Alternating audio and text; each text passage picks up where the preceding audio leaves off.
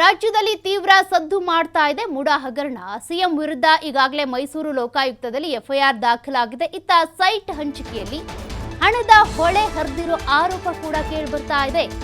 ಹಾಗಾದ್ರೆ ಸೈಟ್ ಹಂಚಿಕೆ ಮಾಡುವಂತ ಸಂದರ್ಭದಲ್ಲಿ ಬರೀ ಸಿದ್ದರಾಮಯ್ಯನವರಿಗೆ ಮಾತ್ರ ಸೈಟ್ ಕೊಟ್ಟಿದ್ದ ಇಲ್ವಲ್ಲ?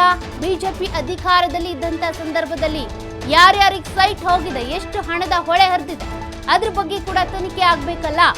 ಪ್ರಕರಣದ ತನಿಖೆಗೆ ಎಂಟ್ರಿ ಕೊಟ್ಟಿದೆ ಈಗ ಜಾರಿ ನಿರ್ದೇಶನಾಲಯ. ಇಡಿ ಎಂಟ್ರಿಯ ಬೆನ್ನಲ್ಲೇ 50-50 ಅನುಪಾತದಲ್ಲಿ ನಿವೇಶನ ಯಾರೆಲ್ಲ ಪಡೆದುಕೊಂಡಿದ್ರೋ ಅವರಿಗೀಗ ನಡುಕ ಶುರುವಾಗಿದೆ. ಡಾಕ್ಯುಮೆಂಟ್ಸ್ ಪ್ರಕಾರ ಅವ್ರ ನಿವೇಶನ ಅಥವಾ ಅವ್ರ ಜಮೀನನ್ನ ಎಷ್ಟು ವಶ ಪಡೆದುಕೊಂಡಿದ್ರೋ ಅಷ್ಟೇ ಜಮೀನನ್ನ ಅಥವಾ ನಿವೇಶನ ಕೊಟ್ಟಿದ್ರೆ ಓಕೆ.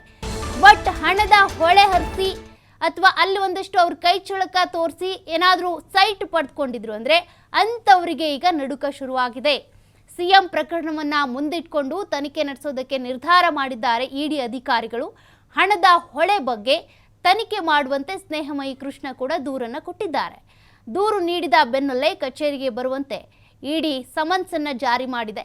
ನಿವೇಶನ ಹಂಚಿಕೆಯ ಸಂಪೂರ್ಣ ತನಿಖೆ ಮಾಡೋದಕ್ಕೆ ಇಡಿ ಈಗ ಫೀಲ್ಡ್ಗಿಳಿದಿದೆ. ಬಿಜೆಪಿ ಅಧಿಕಾರದಲ್ಲಿದ್ದಂಥ ಸಂದರ್ಭದಲ್ಲಿ ಮುಡಾದಿಂದ ಯಾರ್ಯಾರಿಗೆ ಸೈಟ್ ಹಂಚಿಕೆ ಆಗಿದೆ, ಎಲ್ಲೆಲ್ಲಿ ಎಷ್ಟೆಷ್ಟು ಜಮೀನನ್ನ ಭೂಸ್ವಾಧೀನ ಮಾಡಿಕೊಂಡಿದ್ದಾರೆ, ಅದಕ್ಕೆ ಪರ್ಯಾಯವಾಗಿ 50-50 ಅನುಪಾತದಲ್ಲಿ, ಆಗ ಬಿಜೆಪಿ ಅಧಿಕಾರದಲ್ಲಿ ಇದ್ದಂಥದ್ದು ಅದೇ ನಿಯಮ, 50-50 ಅನುಪಾತದಲ್ಲಿ ಕಾನೂನಿನ ಪ್ರಕಾರವಾಗಿಯೇ ನಿವೇಶನವನ್ನು ಕೊಡಬೇಕು. ನಾವು ಎಷ್ಟು ಜಮೀನನ್ನು ಅವ್ರದ್ದು ಭೂಸ್ವಾಧೀನ ಪಡಿಸ್ಕೊಂಡಿದ್ದೀವೋ ಅದಕ್ಕೆ ಪರ್ಯಾಯವಾಗಿ 50-50 ಅನುಪಾತದಲ್ಲಿ ಅವ್ರಿಗೆ ಸೈಟ್ ಕೊಡಬೇಕು ಅನ್ನುವಂಥದ್ದಿತ್ತು. ಆದರೆ ಇಂಥ ಜಾಗದಲ್ಲೇ ಅಂದರೆ ಜಾಸ್ತಿ ಡಿಮ್ಯಾಂಡ್ ಇರುವಂಥ ಲೊಕೇಶನ್ಗಳಲ್ಲಿ ಅಥವಾ ಅಂತಹ ಜಾಗಗಳಲ್ಲಿ ಸೈಟ್ ಪಡ್ಕೊಂಡಿದ್ದಿರ್ಬೋದು, ಹಣದ ಹೊಳೆ ಹರಿಸಿ ಸೈಟ್ ಪಡ್ಕೊಂಡಿದ್ದಿರ್ಬೋದು. ಅಂತಹ ಅಕ್ರಮ ಸೈಟ್ಗಳನ್ನು ಯಾರ್ಯಾರು ಪಡ್ಕೊಂಡಿದ್ದಾರೋ ಅವರ ಎದೆಯಲ್ಲಿ ಈಗ ನಡುಕ ಶುರುವಾಗಿದೆ. ಇನ್ನು ಯಾರ್ಯಾರು ಈ ತನಿಖೆಯನ್ನು ಫೇಸ್ ಮಾಡಬೇಕಪ್ಪ ಅಂತ ಎಸ್.ಟಿ. ಸೋಮಶೇಖರ್ ಅವರ ಹೇಳಿಕೆಯನ್ನು ನೀವು ನಿನ್ನೆ ಗಮನಿಸಿರ್ಬೋದು. ಬರೀ ಸಿದ್ದರಾಮಯ್ಯನವ್ರು ಮಾತ್ರ ಸೈಟ್ ಪಡ್ಕೊಂಡಿದ್ದಾರಾ, ಬಿಜೆಪಿಯವ್ರು ಯಾರು ಸೈಟ್ ಪಡ್ಕೊಂಡೇ ಇಲ್ವಾ ಅಂತ ಸ್ವಪಕ್ಷದ ನಾಯಕರ ವಿರುದ್ಧನೇ ಅವರು ನಿನ್ನೆ ವಾಗ್ದಾಳಿ ಮಾಡಿದ್ರು. ಬಿಜೆಪಿಯಲ್ಲೂ ಯಾರು ಬೇಕಿದ್ರು ಸೈಟ್ ಪಡ್ಕೊಂಡಿರ್ಬೋದು. ಆ ಪ್ರಕರಣಗಳು ಕೂಡ ಈಗ ಹೊರ ಬರ್ತಾವೆ. ಇಡಿ ಈಗ ಸದ್ಯಕ್ಕೆ ಎಂಟ್ರಿ ಕೊಟ್ಟಿದೆ. ಎಲ್ಲೆಲ್ಲಿ ಮನಿ ಲಾಂಡ್ರಿಂಗ್ ಆಗಿದೆ, ಯಾರ್ಯಾರಿಂದ ಮನಿ ಲಾಂಡ್ರಿಂಗ್ ಆಗಿದೆ ಅದನ್ನು ನೋಡಬೇಕಾಗುತ್ತೆ. ಅವರ ವಿರುದ್ಧ ECIR ಅನ್ನು ದಾಖಲು ಮಾಡ್ತಾರೆ. ಈಗ ಇಲ್ಲಿ ರಾಜ್ಯದಲ್ಲಿ ಹೇಗೆ FIR ದಾಖಲು ಮಾಡ್ತಾರೋ ಅದೇ ರೀತಿಯಾಗಿ ಇಡಿ ಎಂಟ್ರಿ ಕೊಟ್ಟಂಥ ಸಂದರ್ಭದಲ್ಲಿ ಅಲ್ಲಿ ಮನಿ ಲಾಂಡ್ರಿಂಗ್ ಆಗಿದೆ ಅಂತ ಗೊತ್ತಾದಂಥ ಸಂದರ್ಭದಲ್ಲಿ ECIR ಅನ್ನು ದಾಖಲು ಮಾಡ್ತಾರೆ. ಅವರ ವಿರುದ್ಧ ತನಿಖೆ ಶುರುವಾಗುತ್ತೆ.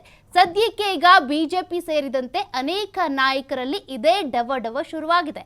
ಬಿಜೆಪಿ ಅಂತ ಯಾಕೆ ಹೇಳ್ತಿದ್ದೀವಿ ಅಂದರೆ ಆ ಸಂದರ್ಭದಲ್ಲಿ ಅಧಿಕಾರದಲ್ಲಿದ್ದು ಬಿಜೆಪಿನೇ.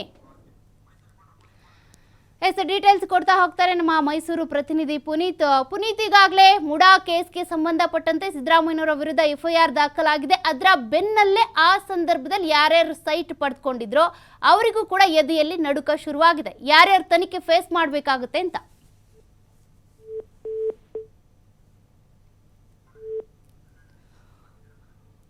ಮತ್ತೆ ಸಂಪರ್ಕ ಮಾಡೋ ಪ್ರಯತ್ನ ಮಾಡೋಣ. ಸದ್ಯಕ್ಕಂತೂ ಸಿದ್ದರಾಮಯ್ಯನವರ ವಿರುದ್ಧ ಒಂದ್ ಕಡೆ FIR ದಾಖಲಾದ್ರೆ ಅಂದ್ರೆ ಮೈಸೂರಿನ ಲೋಕಾಯುಕ್ತ ಕಚೇರಿಯಲ್ಲಿ FIR ದಾಖಲಾಗಿದೆ. ಅದೇ ರೀತಿಯಾಗಿ ಮತ್ತೊಂದು ಕಡೆ ಆ ಸಂದರ್ಭದಲ್ಲಿ ಅಂದರೆ ಬಿಜೆಪಿ ಅಧಿಕಾರದಲ್ಲಿದ್ದಾಗ ಮುಡಾ ಅಭಿವೃದ್ಧಿಗೋಸ್ಕರ ಯಾರ್ಯಾರ ಜಮೀನನ್ನ ಭೂಸ್ವಾಧೀನ ಮಾಡ್ಕೊಂಡಿತ್ತೋ ಅವ್ರಿಗೆ ಪರ್ಯಾಯವಾಗಿ 50-50 ಅನುಪಾತದಲ್ಲಿ ಯಾರ್ಯಾರಿಗೆ ಸೈಟನ್ನು ಹಂಚಿಕೆ ಮಾಡಿದ್ರಲ್ಲ ಅದಕ್ಕೆ ಸಂಬಂಧಪಟ್ಟಂತೆ ಯಾರ್ಯಾರು ಅಕ್ರಮವಾಗಿ ಸೈಟನ್ನು ಪಡೆದುಕೊಂಡಿದ್ದಾರೋ ಅವರ ಎದೆಯಲ್ಲಿ ಈಗ ಡವ ಶುರುವಾಗಿದೆ.